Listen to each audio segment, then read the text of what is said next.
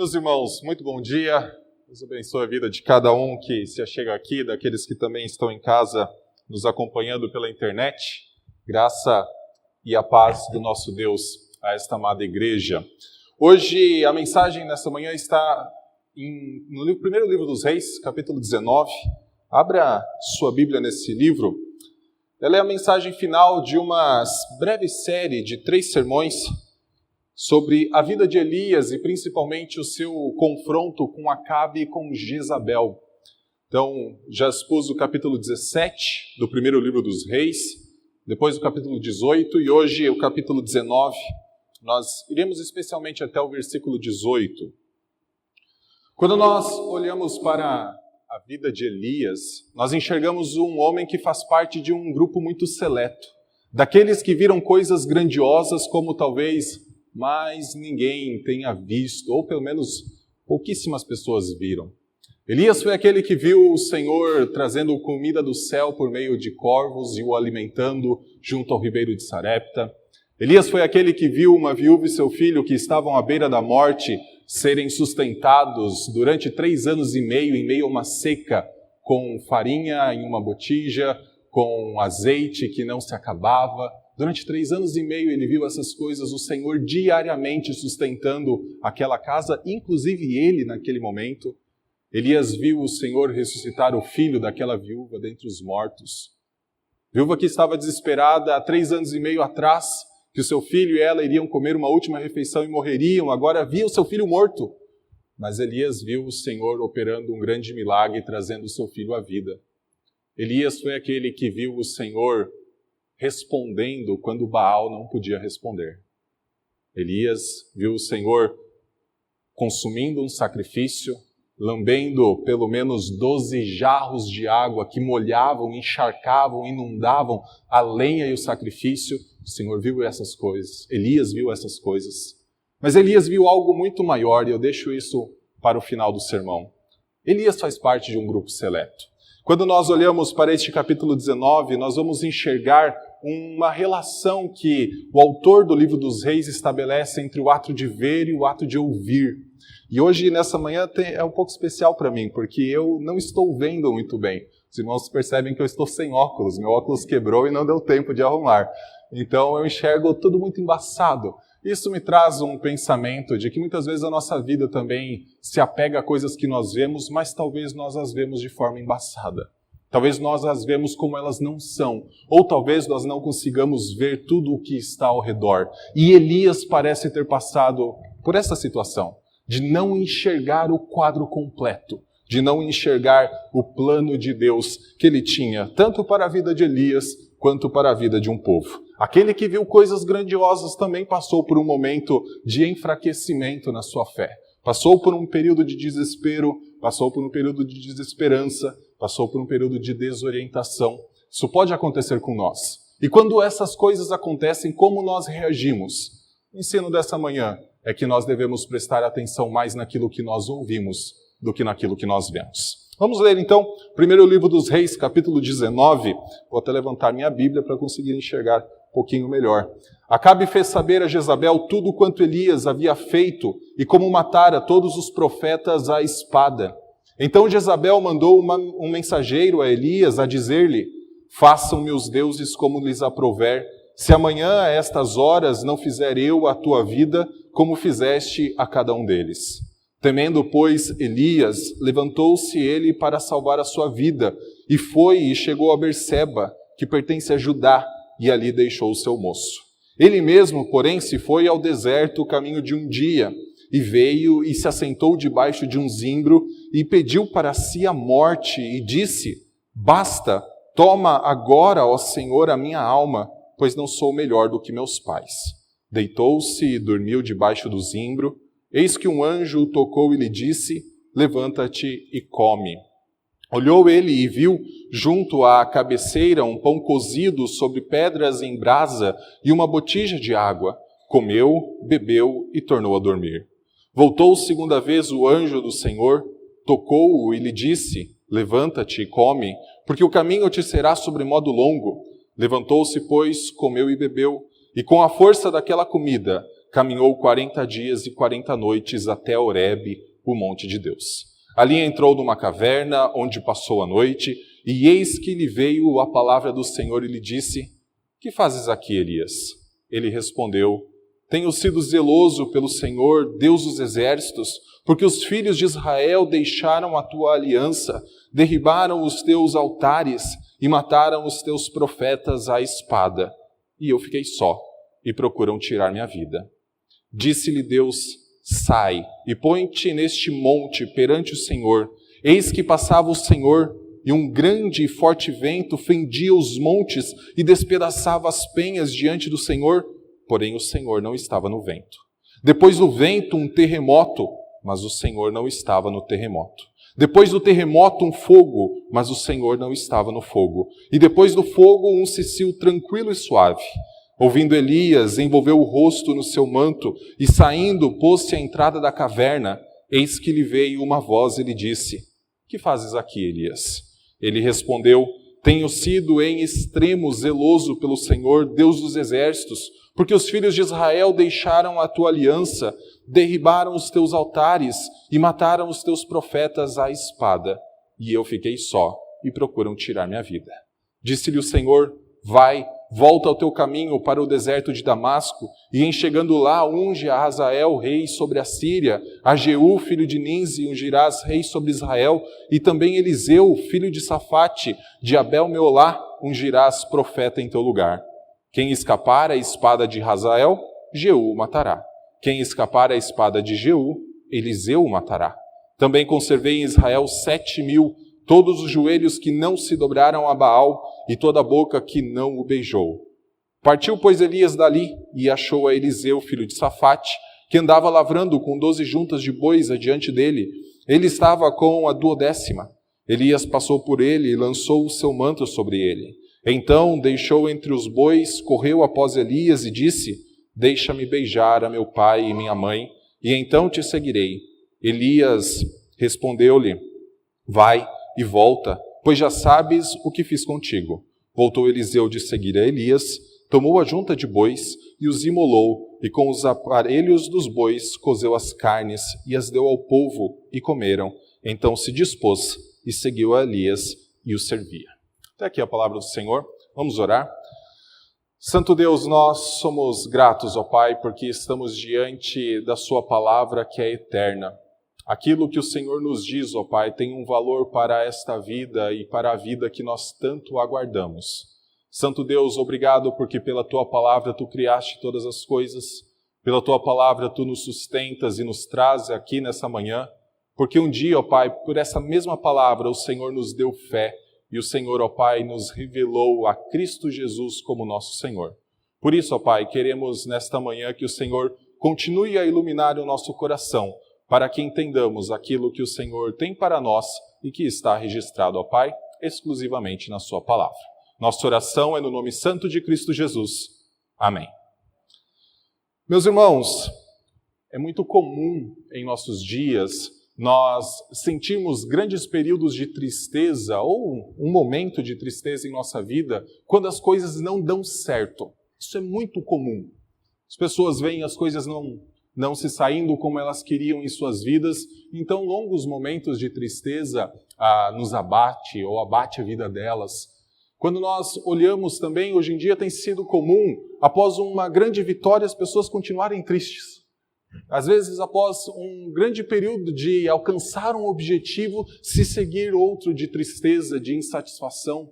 Quantas pessoas não alcançam a independência financeira e ainda assim parece que não têm tudo o que precisam, enxergam as coisas que sempre desejavam ao seu alcance e ainda assim parecem viver como se nada disso tivesse sentido, ou se pelo menos com uma tristeza, como se nada daquilo ali trouxesse alegria ao seu coração. Muitas vezes, após uma vitória, é possível que se siga isso, um período de tristeza, um período em que a gente não enxergue completamente aquilo que nós obtemos, e talvez porque nós olhamos somente para aquilo que nós obtemos. Quando nós olhamos para este texto do primeiro livro dos Reis, nós enxergamos Elias numa situação semelhante a essa. Ele tinha acabado de conseguir uma grande vitória diante dos 400 profetas de Baal. Ele tinha conseguido algo que até então no livro do Antigo Testamento não existia nada comparado àquilo.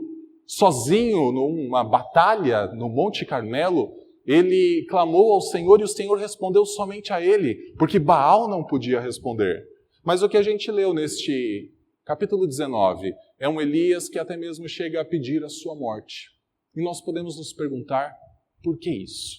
Por que depois de uma grande vitória se seguiu um período de tristeza, de depressão, de desorientação, de desencorajamento na vida do profeta Elias? E nós enxergamos isso por conta de algo que acontece nos primeiros 2 versículos. No primeiro versículo é dito que Acabe se apresenta à sua esposa Jezabel. Diz assim: Acabe fez saber a Jezabel tudo quanto Elias havia feito e como matara todos os profetas à espada. Então Jezabel mandou um mensageiro a Elias a dizer-lhe: façam-me os deuses como lhes aprouver, se amanhã, a estas horas, não fizer eu a tua vida como fizeste a cada um deles. E a primeira coisa que nós vemos é que Jezabel ouviu aquilo que Acabe viu. É isso que a gente tem nesses 2 primeiros versículos, em especial no versículo 1.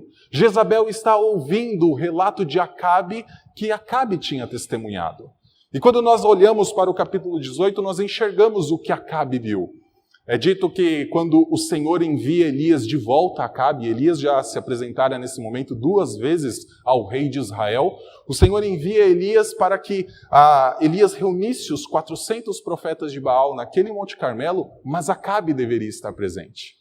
Elias se apresenta pouco antes desse episódio diante de Acabe e dá as ordens para Acabe reunir todos os profetas de Baal e de Azerá, e por algum motivo os profetas de Azerá não aparecem na história, e a gente começa a entender que os profetas de Azerá são alimentados na mesa de Jezabel, e sobre eles quem tem autoridade é Jezabel, e a gente começa a ver que dentro do reino de Acabe, Acabe não tem tanta autoridade assim, tanto é que aqui a gente parece encontrar um relato. Parece alguém prestando contas a outra pessoa. E é Acabe prestando contas a Jezabel. E isso tudo por conta das alianças que Acabe sempre fez em sua vida. Uma das alianças que ele fez foi justamente o seu casamento.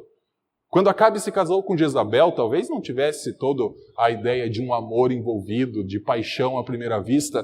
É mais provável que Acabe se casou com a sua esposa, justamente para fortalecer a sua aliança militar, ter um exército mais poderoso, ter aliados em outros povos. Afinal, Jezabel era dos Sidônios, lá perto da Fenícia.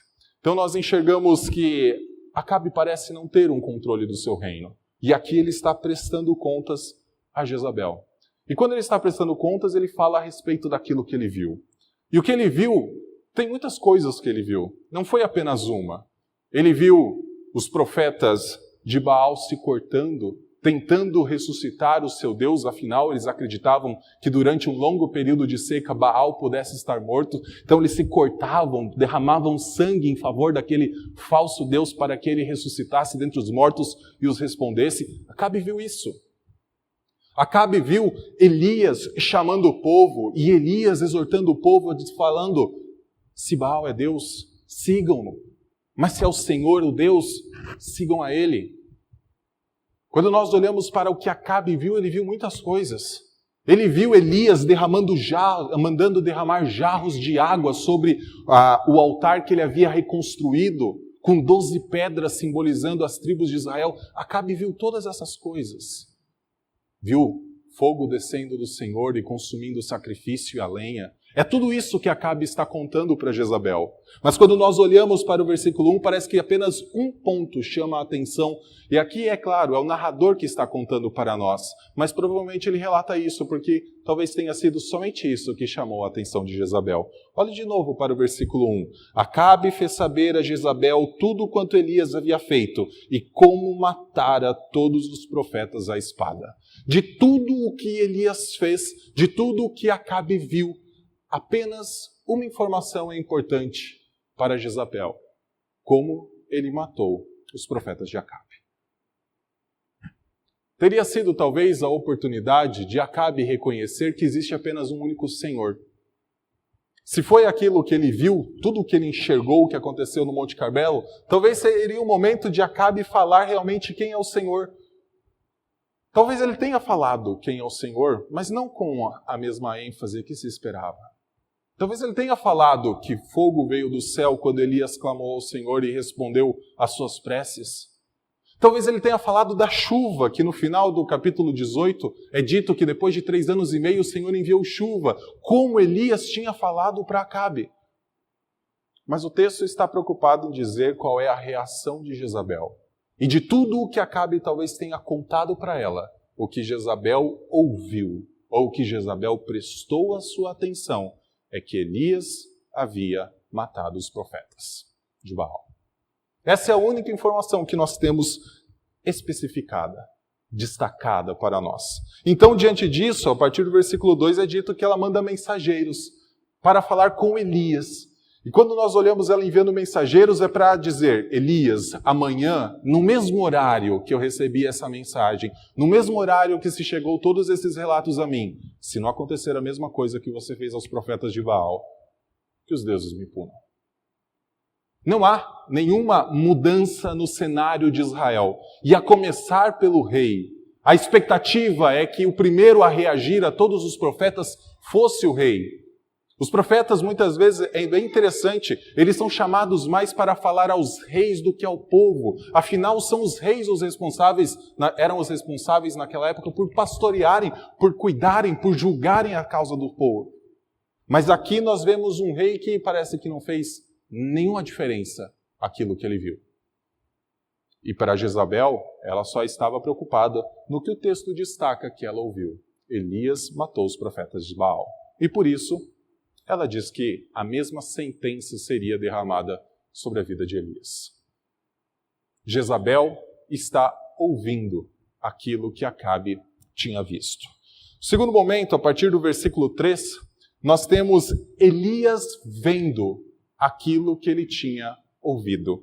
Versículo 3 fala o seguinte: temendo, pois, Elias, levantou-se para salvar sua vida, se foi e chegou a Berseba, que pertence a Judá, e ali deixou o seu moço. Ele mesmo, porém, se foi ao deserto, caminho de um dia, e veio e se assentou debaixo de um zimbro, e pediu para si a morte, e disse: basta, toma agora, ó Senhor, a minha alma, pois não sou melhor do que meus pais. Elias recebe aquele mensageiro e a mensagem que ele carrega, e o texto fala, a partir do versículo 3, que Elias temeu e se levantou. No hebraico tem uma pequena expressão que vem acompanhada a esse ato de Elias temer e se levantar. É a expressão viu. Elias viu, temeu e se levantou. E eu fiquei me perguntando, quando estava preparando esse sermão, o que Elias tinha visto. Elias tinha visto um mensageiro diante dele trazendo uma mensagem, mas não é o mensageiro que traz medo a ele. Afinal, os mensageiros não traziam a morte junto com os eles podiam trazer a mensagem de morte, mas os mensageiros em si não matavam ninguém. Então não é isso que Elias temeu no primeiro momento, que ele viu e temeu. O que Elias viu e temeu? Ele viu o que vem acompanhado com essa mensagem. Afinal, essa mensagem vem da corte de Israel. Essa mensagem veio da principal casa, daqueles que precisavam pastorear o povo, daqueles que precisavam ter o cuidado pelo que o povo ia fazer, pelo menos a ideia do rei Acabe. Ele está recebendo uma mensagem da rainha desse rei que está ameaçando a sua morte. E Elias tinha acabado de passar pela grande vitória da sua vida. E talvez ele tenha se sentado depois dessa vitória, recebido essa mensagem e perguntado: do que valeu tudo aquilo? O povo até mesmo seguiu Elias naquele Monte Carmelo. Mas será que aquela seguir Elias, matar os profetas de Baal, começar parece uma mudança, dizer que só o Senhor é Deus, tinha sido apenas aparência? O que Elias viu? É interessante que, se os irmãos olharem para o capítulo 18, versículo 46, um texto logo anterior a este capítulo 19, 18:46 fala que a mão do Senhor veio sobre Elias, o qual cingiu os lombos e correu adiante de Acabe até a entrada de Jezreel. Quando a gente olha para Elias passando à frente do rei, eles estavam lá no Monte Carmelo. Elias passando à frente do rei e chegando a Jezreel, uma cidade importante, não era a capital era Samaria, mas era a capital, era a cidade onde ficava o palácio, alguns vão dizer o palácio de verão do rei Acabe. Ele chegando a essa cidade importante de Israel, à frente do rei, talvez seria como o anúncio de uma vitória que havia acontecido no Monte Carmelo. Só que quando ele chega a Jezreel, talvez com esse anúncio de vitória, ele encontra no mesmo dia uma ameaça de morte, ele encontra no mesmo dia uma casa que, tendo visto grandes coisas naquele mesmo monte, continuava a se afastar do Senhor. E continuava a perseguir os profetas, e continuava a fazer o modus operandi de todo aquele reino, de toda aquela época, matar os profetas do Senhor. Lembram-se que quando Elias recebeu a ordem do Senhor para se apresentar a Acabe, primeiro ele se encontrou com um homem chamado Obadias? Esse Obadias tinha que sustentar 50 profetas em suas cavernas, com pão e com água, porque Jezabel matava todos os profetas. O que acontece entre o Monte Carmelo e o dia que o mensageiro chega a Elias? Continua o mesmo modus operandi em Israel. Continua o mesmo processo. Continua a vida da mesma forma. É isso que Elias viu. A vitória foi grandiosa, mas ele se perguntou, por quê? Se continua tudo a mesma coisa. Então, no versículo 4, nós vemos que ele, temendo, se vai ao deserto. Primeiro ele passa pela terra de Judá, deixa o seu moço. Parece que Elias está o quê? Desistindo de tudo. Os profetas eram acostumados a ter uma espécie de discípulo, alguém que o seguia naquela época. Muitas vezes até tinha a ideia do discípulo substituir o profeta com o tempo, que é o que vai acontecer no final da história. Elias vai ter um novo seguidor, que é Eliseu, e lá na frente a gente sabe que depois que Elias é tomado aos céus, Eliseu então assume a posição de Elias e começa a pregar em Israel.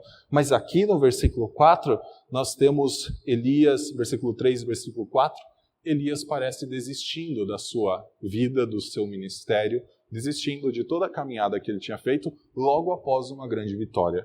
Não se passou mais de um dia entre o Monte Carmelo e o momento em que chegou a mensagem do mensageiro de Jezabel dizendo que Elias iria morrer. O que Elias viu? A situação de Israel não tinha mudado. Pelo menos não naqueles que, em primeiro lugar, tinham que mudar. Naqueles que deveriam liderar o povo, naqueles que deveriam conduzir o povo à adoração ao Senhor. Primeiro, então, Jezabel ouviu o que Acabe viu. E Elias estava vendo algo que ele estava, naquele momento, ouvindo. Em terceiro lugar, nós temos, a partir do versículo 5, então, Elias vendo as coisas parcialmente. E essa é a ideia que nós temos a partir do versículo 5 até o versículo 8. Elias tem uma visão de algumas coisas, elas são parciais, mas ela ajuda ele a caminhar. Versículo 5 diz, deitou-se, dormiu debaixo do zimbro, eis que um anjo tocou e lhe disse, levanta-te e come. Olhou ele e viu, junto à cabeceira, um pão cozido sobre as pedras em brasa e uma botija de água. Comeu, bebeu e tornou a dormir. Voltou segunda vez o anjo do Senhor, tocou-o e lhe disse, levanta-te e come, porque o caminho te será sobremodo longo. Levantou-se, pois, comeu e bebeu, e com a força daquela comida, caminhou 40 dias e 40 noites até Horebe, o monte de Deus. Eu acho muito interessante esse texto, porque ele parece revelar algo que Deus já tinha feito na vida de Elias. Lá, com a viúva de Sarepta, o Senhor sustentou a viúva, o seu filho e Elias durante 3 anos e meio.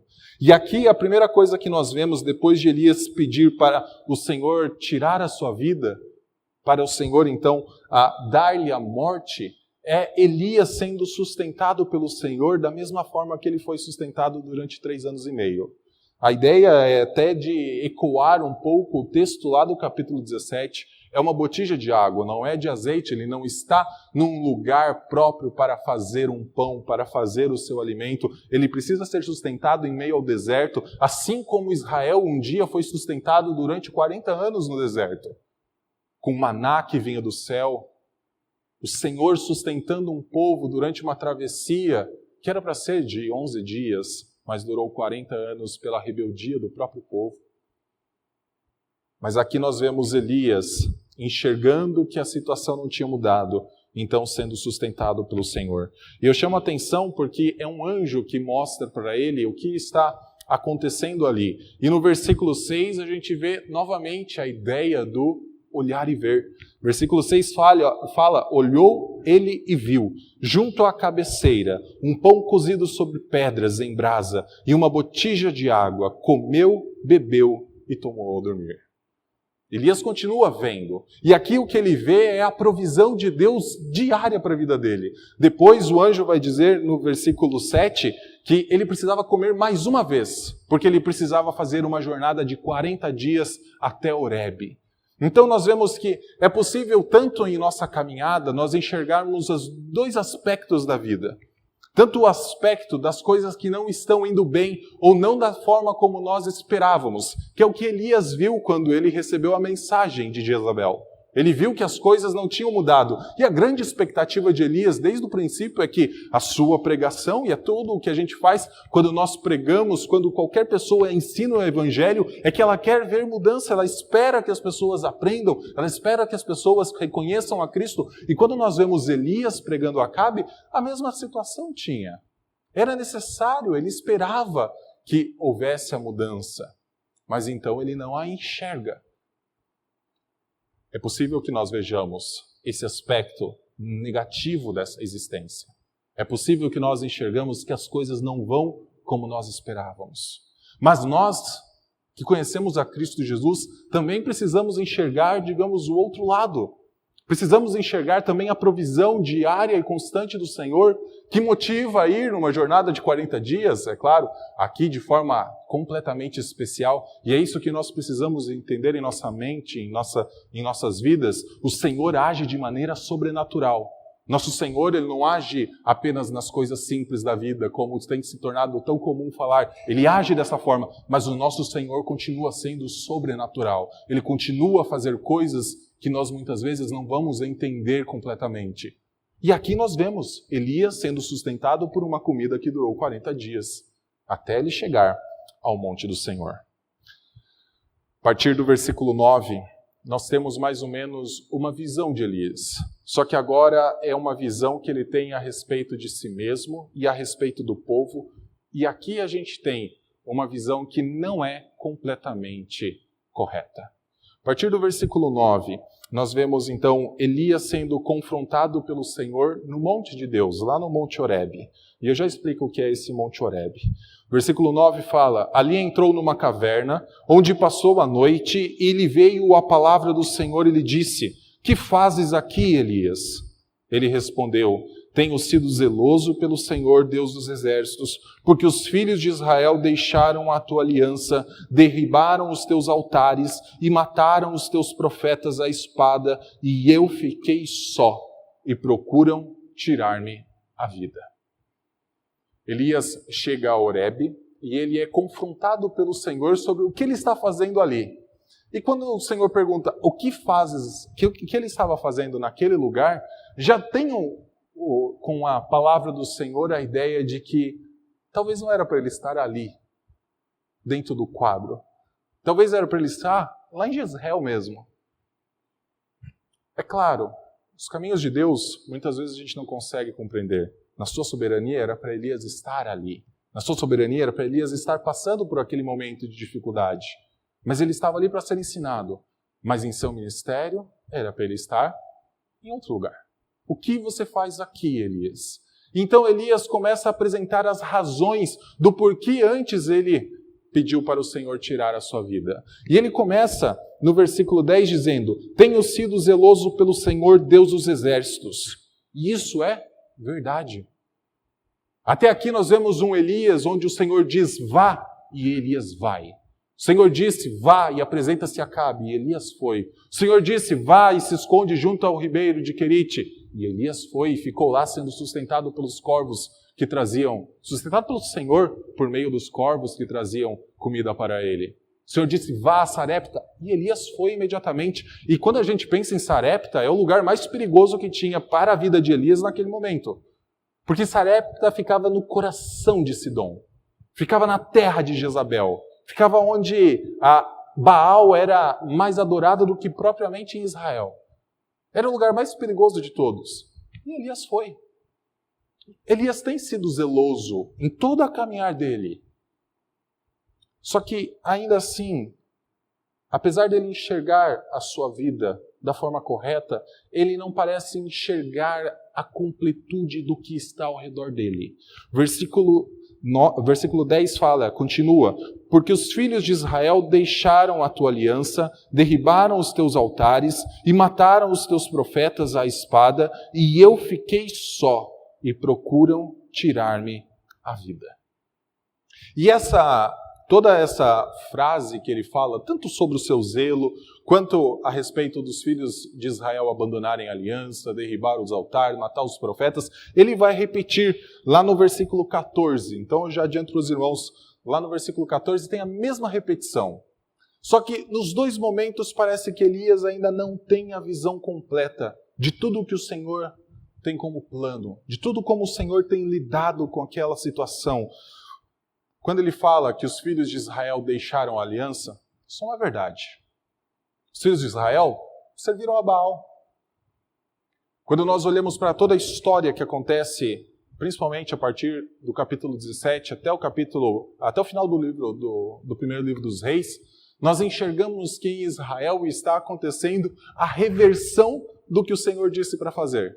O Senhor disse que em Canaã, quando o povo que deixou o deserto entrou naquela terra, começou a habitar nela, o Senhor disse que não poderia ter outros deuses. E o que Israel está fazendo? Trazendo deuses para dentro de si. Baal é o exemplo clássico de toda a história. Durante todos os reis, Baal está presente, porque começou a se reverter. Jericó foi destruída. Esse é um exemplo bem interessante. Jericó foi destruída quando o povo entrou em Canaã. Na época de Acabe, Jericó foi reconstruída. É uma reversão de tudo. E Elias está enxergando essa reversão. Por quê? O povo de Israel está abandonando a aliança com o Senhor. Tem matado os profetas. Obadias conseguiu salvar 100. Mas no final nós temos que parece que a percepção de Elias não é completamente correta. Ele fala que só restou ele. Ele tem sido zeloso, o povo de Israel abandonou. O povo de Israel destruiu os altares, matou os profetas e só restou ele. E aqui talvez seja a visão que nós temos muitas vezes quando nós estamos no período de tristeza ou no período mais fundo da nossa depressão. Parece que nada dá certo. Parece que não tem solução alguma ao redor. E se nós lembrarmos, Elias já foi avisado pelo próprio Obadias que pelo menos 100 profetas estavam vivos. Pelo menos 100 pessoas estavam servindo ao Senhor. O próprio Obadias era um servo do Senhor, fazendo o seu serviço, mesmo escondido dentro da corte de Acabe, mesmo precisando manter-se em segredo, como os nossos missionários estão no campo de trabalho lá no Oriente Médio, muitas vezes não podem nem mesmo utilizar o seu próprio nome para não serem descobertos, mas estão servindo ao Senhor. Tinha pelo menos 100 pessoas fazendo isso. E o Senhor depois vai mostrar, olha lá para o versículo 18, que não eram apenas 100, mas muitas pessoas além desta centena. Versículo 18, também conservei em Israel 7.000, todos os joelhos que não se dobraram a Baal e toda a boca que o não beijou. E aqui essa expressão, todo joelho que não se dobrou a Baal e toda a boca que não o beijou, significa que nunca o fez isso. Salmo 2, ele é muito interessante porque ele começa mostrando todas as nações em rebeldia contra o Senhor e contra o Messias. Os povos estão enfurecidos contra o Senhor e contra o Messias. Então, no final do Salmo 2, vem o seguinte alerta para esses mesmos povos que estão em rebeldia contra o Senhor. Servi ao Senhor com temor, beijai o filho para que não se irrite. Eles precisavam mudar a forma como eles viviam. Eles precisavam deixar de se rebelar para servir e beijar o filho. Só que esses 7.000 nunca serviram e nunca se dobraram e nunca beijaram a Baal. Assim como aqueles 100. Não é o povo do Carmelo. Não são toda a nação de Israel que viu o grande feito de Deus diante dos 400 profetas. São pessoas que desde o início permaneceram fiel à aliança. Só que Elias não enxergava isso, porque estava vivendo mais pelo momento que ele viu. E o momento que ele viu parece que não deu certo. Parece que a vitória que teve no Carmelo não teve efeitos. Mas será que este era o efeito que o Senhor estava esperando? Lembre-se, um profeta, eu falei isso no meu primeiro sermão, um profeta ele é chamado para muitas vezes viver em sua própria pele aquilo que o Senhor espera que o povo viva. Os profetas, eles se acorrentavam muitas vezes para dizer que o povo iria para o exílio. Se despiam de suas roupas para mostrar a vergonha que o povo judeu ia passar por conta de ter abandonado o Senhor. Ezequiel uma vez se amarrou durante quase um ano inteiro e ficou comendo a comida que ficou o ano inteiro do lado dele, para mostrar como seria o exílio. Elias também viveu isso em sua pele. E talvez o que ele esperava, talvez fosse a expectativa mais dele. Mas o que o Senhor tinha era esses 7.000. O que o Senhor tinha era o Obadias. O que o Senhor tinha em mente era o próprio Elias. E é isso que a gente está vendo acontecendo aqui. O Senhor está recuperando o seu profeta. Infelizmente, muitos que leem esse texto, principalmente aqueles de linha liberal, vão dizer que Elias se afastou, Elias foi rejeitado pelo Senhor e por isso passou seu manto para Eliseu e Eliseu então assumiu o seu ofício. Mas não é nada disso. O Senhor está recuperando o seu profeta. Primeiro, mostrando que é o Senhor que o sustenta diariamente, como ele fez quando o anjo apontou a comida. Depois, o Senhor está mostrando isso de uma forma sobrenatural, que talvez ninguém mais experimentou na vida. A partir do versículo 11, nós vamos ter então o Senhor diante de toda a argumentação de Elias, mostrando algo que muitos sempre esperaram ouvir. Versículo 11 diz: Disse-lhe Deus: Sai e põe-te neste monte perante o Senhor.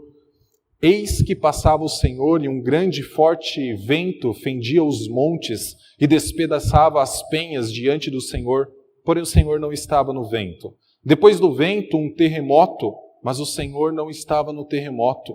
Depois do terremoto, um fogo, mas o Senhor não estava no fogo. E depois do fogo, um cicio tranquilo e suave. Ouvindo-o, Elias envolveu o rosto no seu manto e, saindo, pôs-se à entrada da caverna. Eis que lhe veio uma voz e lhe disse: Que fazes aqui, Elias? Mesma pergunta que já foi feita. Que fazes aqui, Elias? Quando nós olhamos para essa que a gente chama de teofania, uma manifestação visível daquilo que o Senhor, uma manifestação visível do Senhor, nós precisamos lembrar do lugar onde Elias está, e a gente viu lá no versículo 8 que esse lugar é Horebe, o monte de Deus, que é a mesma região do monte Sinai, que é no mesmo local onde um dia Moisés subiu. E nós lemos neste texto, nesta manhã em nossa liturgia, Êxodo capítulo 19, que mostra que no terceiro dia de preparação para subir o monte, Moisés estava preparando o povo, então começou-se a ouvir relâmpagos, começou a se ouvir uma voz de trombeta, começou a se ouvir um barulho, o monte começou a fumegar. Isso é mesmo bem parecido com o que acontece com Isaías no capítulo 6, que Isaías vê um alto e sublime trono, então ele vê o templo se comovendo, né, como se fosse um terremoto. Isso acontece quando o Senhor se manifesta de uma maneira visível. E nós olhamos para esse texto e nós enxergamos todas as coisas que poderiam ser vistas. Primeiro, é dito que o Senhor passou perante ele, e então veio um terremoto. Ali, primeiro um grande vento, depois veio um terremoto e depois fogo. Tudo coisas para se ver. Tudo coisas pontuais para se ver. Mas o texto sempre fala, e o Senhor não estava no terremoto. Mas o Senhor não estava no vento. Mas o Senhor não estava no fogo. E então vem o final do versículo 12. Então houve um cicio tranquilo e suave. E daí vem o versículo 13. Ouvindo Elias. pôs-se à entrada da caverna, tirou o manto. Elias não viu nada daquilo, só quando ele ouviu esse cicio suave. Deixa eu explicar rapidamente o que é esse cicio suave. Esse é um texto muito difícil de ser traduzido, porque as palavras que se encontram aqui se encontram apenas uma, duas vezes no restante de todo o Antigo Testamento. E às vezes se encontram de maneira um pouco diferente. Aqui, a ideia que está traduzida é de uma brisa, como se fosse um sopro, como se fosse um falar manso. Só que à luz de tudo o que o Senhor revelou em toda a história, quando ele tem essa teofania, essa sua manifestação visível, nunca parece que a voz do Senhor é um sopro suave, uma brisa. A voz do Senhor sempre é estrondosa, ela é sempre comparada com trovões. Aqui a ideia de uma voz retumbante e estrondosa. Era isso que Elias precisava ouvir. Elias precisava ouvir algo que apontasse para além do que ele estava vendo ao seu redor. Sim, o Senhor pode falar por meio de um cicio tranquilo e suave. O Senhor pode falar de uma maneira mais simples. Mas o Senhor também pode falar de uma maneira grandiosa. E é assim que ele tem operado ao longo de toda a história. Afinal, dizer haja luz e houve luz não é um cicio suave.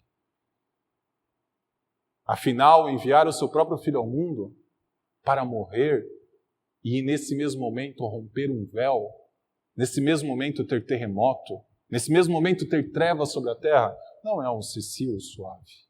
Aqui é a voz do Senhor, como nós lemos em Êxodo capítulo 19. E Elias está sendo chamado a atenção para o que ele deve ouvir.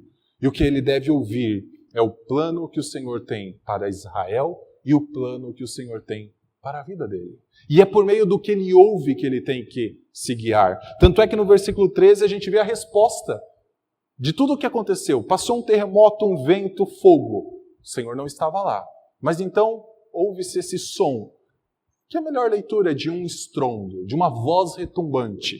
E então o versículo 13 fala: ouvindo Elias, envolveu o rosto no seu manto e saindo pôs-se à entrada da caverna. Eis que lhe veio uma voz e lhe dize: que fazes aqui, Elias? Houve um homem que também um dia pediu para ver a glória de Deus. Então o Senhor o colocou numa fenda. Esse homem foi Moisés. Está lá em Êxodo capítulo 33. O Senhor colocou Moisés numa fenda e falou que iria passar a bondade dele pela frente de Moisés. E aqui Elias cobre o seu rosto com um manto, não quando passa um terremoto, não quando passa o fogo ou o vento, mas quando ele ouve a voz do Senhor. Porque é na voz do Senhor que está a glória do Senhor que homem nenhum pode ver naquele momento. Essa é a grande manifestação que nós temos no versículo 11. Essa é a grande. É uma voz que o povo de Israel um dia temeu ouvir. E falou: Moisés, vai você ouvir essa voz. Tudo o que o Senhor falar nós faremos, mas não deixe nós ouvirmos essa voz. É o que Elias está fazendo aqui. Ele está diante da glória do Senhor. E o Senhor revela a sua glória ao seu profeta, porque o Senhor tem um plano para ele.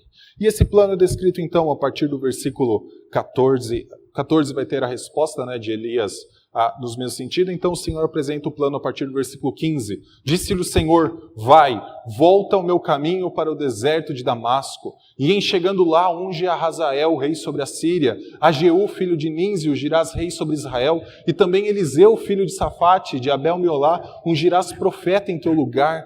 Quem escapar à espada de Hazael, Jeú matará. Quem escapar à espada de Jeú, Eliseu matará. Também conservei em Israel 7.000, todos os joelhos que não se dobraram a Baal e toda a boca que não beijou. O que o Senhor está mostrando a Elias? Plano. Tudo é parte do plano de Deus até aqui. Em todas as situações, até mesmo no momento difícil que Elias passou, é o plano do Senhor. O Senhor trocaria Acabe. Acabe não seria mais rei de Israel, seria Jeú. O Senhor usaria até uma outra nação, Hazael, para disciplinar o seu próprio povo. O que escapar de Hazael, Jeú matará. O que escapar de Jeú, Eliseu matará. É o plano do Senhor. E muitas vezes o plano do Senhor, em alguns momentos da história, é de juízo. Isso tem que ficar também em nossa mente. Para Israel, uma vez que Elias viu que a situação não tinha mudado, se seguiria juízo. Um dia, este reino de Acabe não existiria mais. 722 a.C., a cidade de Samaria foi destruída. O reino do norte de Israel não existiu mais. E nunca mais existiu. Mas Elias tinha que voltar. Não era para ele estar ali. O que você está fazendo aqui, Elias? Como que Elias volta? Mediante a palavra do Senhor. Quando nós olhamos para este texto, nós enxergamos esta relação entre ver e ouvir. E muitas vezes, como nós lemos na nossa liturgia, nós estamos mais atentos àquilo que nós vemos do que àquilo que nós ouvimos. Mas deveria ser o contrário. Como diz 2 Coríntios capítulo 4, versículo 18, nós não atentamos para as coisas que nós vemos, mas sim para as que nós não vemos. Porque as que nós vemos são temporais. Qualquer coisa que exista na nossa realidade hoje, nesse momento, ela cessa, ela acaba.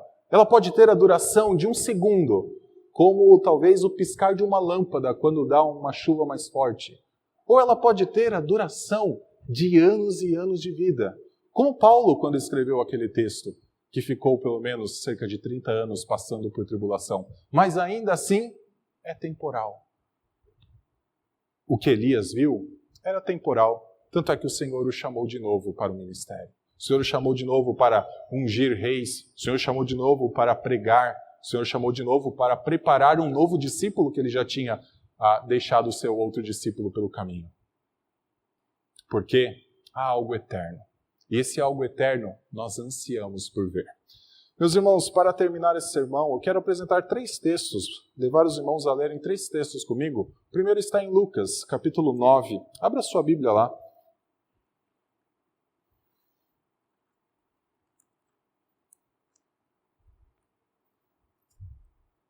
Lucas, capítulo 9, a partir do versículo 28.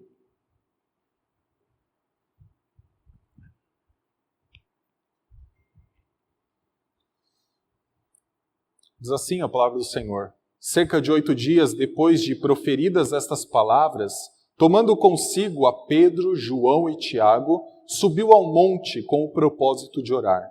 E aconteceu que enquanto ele orava, a aparência do seu rosto se transfigurou e suas vestes resplandeceram de brancura. Eis que 2 varões falavam com ele, Moisés e Elias, os quais apareceram em glória e falavam da sua partida que ele estava para cumprir em Jerusalém. Pedro e seus companheiros achavam-se premidos de sono, mas conservando-se acordados, viram a sua glória e os 2 varões que com ele estavam. Houve um momento em que Jesus Cristo chamou aqueles discípulos que sempre são retratados como um pouco mais próximos a ele, que é Pedro, João e Tiago, para subir ao monte. E ali é dito que o rosto do nosso Senhor resplandeceu, as suas vestes resplandeceram. Mas tem 2 homens ali que aparecem na mesma imagem. Um deles é Moisés e o outro é Elias. E muitas vezes nós ficamos prestando atenção no que os discípulos viram. E os discípulos viram a glória do Senhor Jesus Cristo. Mas há algo especial para Moisés e para Elias ali. Eles também estavam vendo aquele rosto. Eles também estavam vendo aquelas vestes resplandecendo. Era especial para eles. Afinal, um dia Moisés foi impedido de entrar em Canaã. Ele só pôde ver uma parte dela. Ele morreu sobre um monte e nunca entrou na terra que o Senhor tinha prometido ao seu povo. Elias passou por um momento em que parece que ele nunca viu a glória de Deus. Ele não via as coisas parecendo ter o resultado que eles esperavam.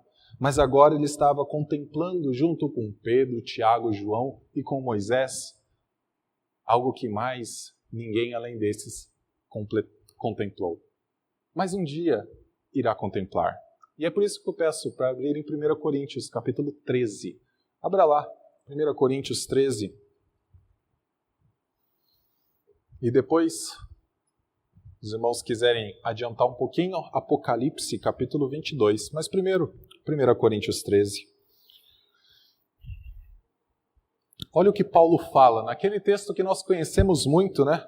O amor é o dom supremo.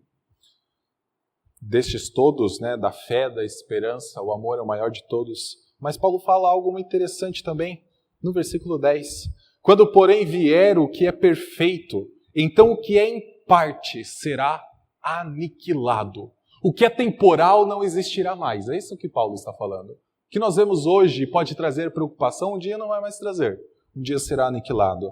Quando eu era menino, falava como menino, sentia como menino, pensava como menino. Quando eu cheguei a ser homem, desisti das coisas próprias de menino. Porque agora vemos como em espelho, obscuramente. Então veremos face a face. Agora conheço em parte, então conhecerei como também sou conhecido. Olha que palavras são essas. Primeiro, o Senhor nos ensina que, por enquanto, vemos coisas que são parciais, que são temporais, mas que serão aniquiladas. Mas o Senhor promete que, enquanto nós vemos como em espelho, obscuramente, não é a imagem perfeita, não é a visão completa, mas um dia nós veremos face a face. E ele fala que hoje nós não conhecemos, mas um dia nós conheceremos como nós somos conhecidos. A pergunta que eu faço é, como Deus conhece você? Por completo. Um dia nós veremos o quadro todo por completo. E esse quadro todo está representado por Apocalipse capítulo 22, versículos 1 em diante.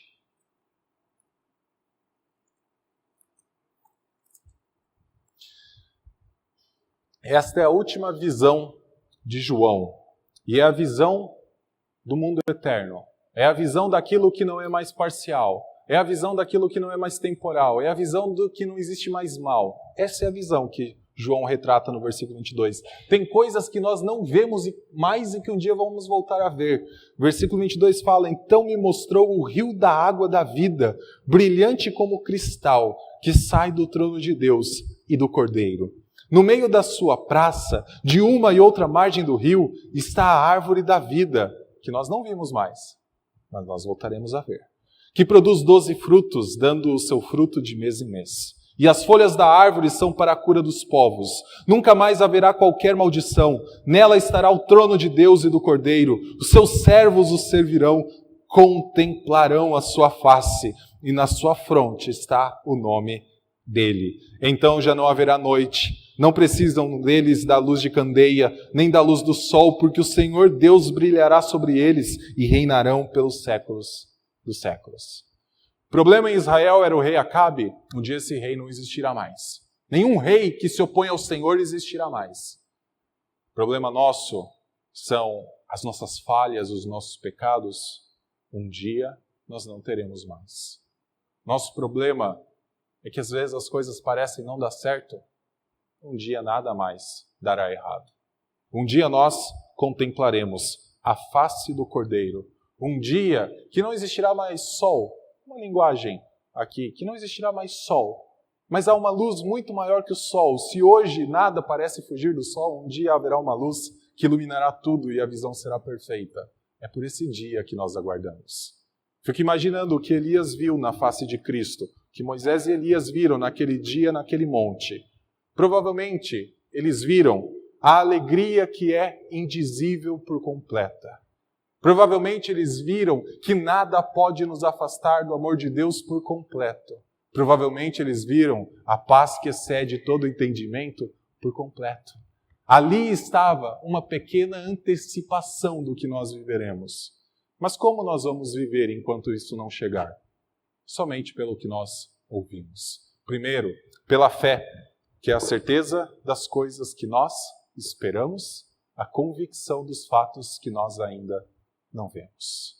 Depois, por essa mesma fé, que vem pelo ouvir da palavra de Deus. Meus irmãos, hoje a nossa visão pode trazer a nós, trazer ao nosso coração, trazer ao nosso entendimento, coisas que nos trazem tristezas. Mas um dia nunca mais será assim. Hoje nós não contemplamos a face, nós cantamos isso no primeiro hino. Nós vivemos pela fé, mas um dia nós vamos ver face a face. Um dia teremos um corpo como o dele é. Meus irmãos, a nossa vida agora pode passar por baixos, como a vida de Elias, mas pela palavra de Deus, nós somos chamados a ansiar por esse momento em que contemplaremos a face do nosso Senhor. Vamos orar? Santo Deus, nós te damos graças, ó Pai, pela sua palavra. Obrigado, Senhor, porque Tu tens cuidado de nós e tem nutrido a nossa esperança, a nossa fé, até o dia, ó Pai, em que nós viveremos diante do Senhor para todo sempre. Senhor, hoje nós vivemos com o dom da fé. Um dia, ó Pai, o Senhor nos fará ver aquilo que nós sempre aguardamos.